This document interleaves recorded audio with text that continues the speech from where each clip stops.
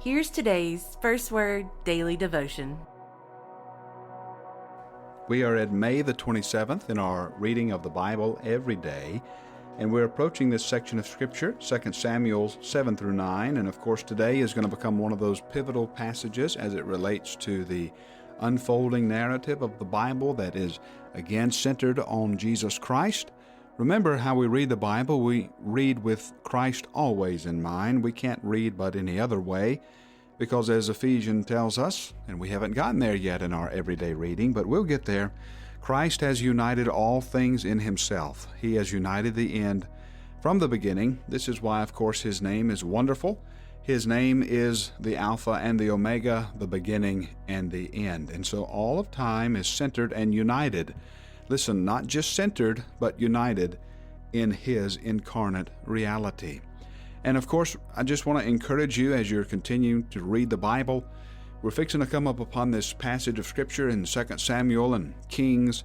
There's going to be a lot of reading in the Old Testament. There's a lot of narrative. So don't get discouraged when you flip 2 or 3 days and you find that you're still in one reading of the Bible.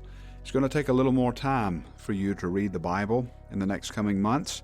But the time that you spend in the Word is better than any time you spend anywhere else. So 2 Samuel chapter 7, let's jump right in. And we see verse 1, "When the king lived in his house, and the Lord had given him rest from all his surrounding enemies, the king said to Nathan the prophet, he said, 'See now, I dwell in a house of cedar, but the ark of God dwells in a tent.' And Nathan said to the king, 'Go, do all that is in your heart, for the Lord is with you.'" And then, of course, the Lord comes and says, verse 8, "Therefore thus you shall say to my servant David, Thus saith the Lord of hosts, I took you from the pasture, from the following the sheep, that you should be prince over my people. I have been with you wherever you went, and have cut off all your enemies from before you. I will make for you a great name, like the name of the great ones of the earth." And so, in other words, God says, "No, David, you're not going to be able to build me a house. Instead, I'm going to build you a house." Look at this verse here, verse 11. "I will give you rest from all your enemies. Moreover, the Lord declares to you, the Lord will make you a house. When your days are fulfilled and you lie down with your fathers, I will rise up from your offspring after you, who shall come from your body, and I will establish his kingdom. He shall build a house for my name, and I will establish the throne of his kingdom forever. I will be to him a father, and he shall be to me a son. When he commits iniquity, I'll discipline him with the rod of men, the stripes of the Son of Men. But my steadfast love will not depart from him, as I took it from Saul, whom I put away from before you.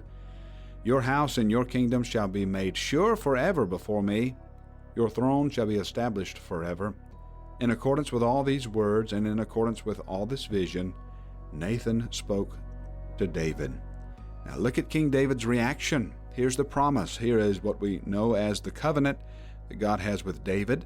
And the question is who is this son who is going to sit on the throne of David forever? Well, is it Solomon? Is it another son? Well, it's not Solomon, as we'll see. It must be another son. But let's see David's reaction. King David went in and sat before the Lord and said, "Who am I, O Lord?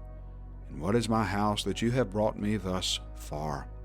And then look at what we have in verse 23. See this. I want you to see we go back to the Exodus. And even as God establishes a covenant with David, he hasn't got over the Exodus. In his mind, he will never outlive the Exodus. And indeed, we will never outlive the Exodus, not until, that is, we encounter something that eclipses the Exodus, not until we encounter the cross. And so David here in the Exodus, there's something that's coming, that's the cross of Christ. And of course, from our perspective, there's something that's coming that's based upon the cross of Christ. Of course, the cross is based upon the Exodus. But for our sake, there's something that's coming that's based upon the cross. And what is it that we're waiting on? We're waiting on Jesus to come back. And so we will never outlive the cross until, that is, we do outlive the cross. And that is, Jesus will come back and take us away. But even in his glory and his kingdom, remember, he still bears the marks of crucifixion. And so we will always remember that it is our God who is the God of salvation. And of course, here is David reigning over all of Israel, and David administered justice and equity to all his people. And here comes Mephibosheth. And David said in chapter 9, "Is there still anyone left of the house of Saul, that I may show him kindness for Jonathan's sake?" Ziba said to the king, "There is still a son of Jonathan. He's crippled in his feet." And the king said to him, "Where is he?" And Ziba said to the king, "He's in the house of Machir, son of Ammiel, at Lodabar." Then King David sent and brought him from the house of Machir, the son of Ammiel, at Lodabar. And Mephibosheth, the son of Jonathan, son of Saul, came to David, fell on his face, and paid homage. And David said, "Mephibosheth." And he answered, "Behold, I'm your servant." And David said to him, "Do not fear, for I will show you kindness for the sake of your father Jonathan. And I will restore to you all the land of Saul your father, and you shall eat at my table always." Mephibosheth becomes a pattern of us.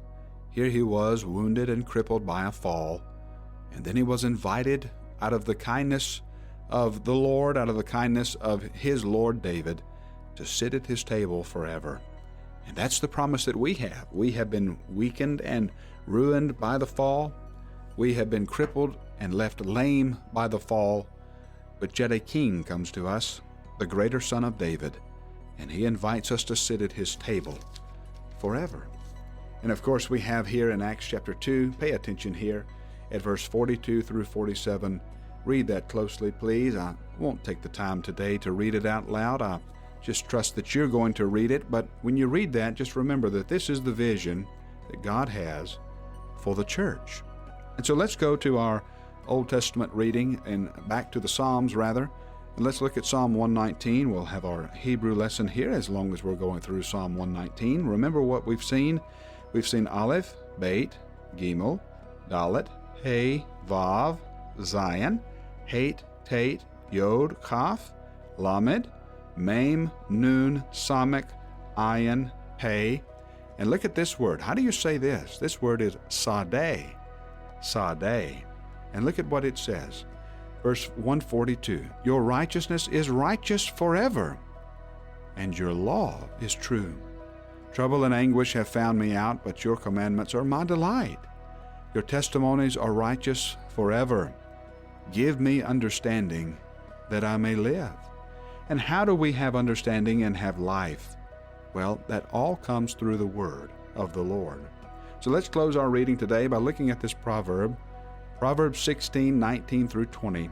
It's better to be of a lowly spirit with the poor than to divide the spoil with the proud. Whoever gives thought to the word will discover good, and blessed is he who trusts in the Lord. Is that you? It's me. I'm trusting in the Lord, and I hope that you are too.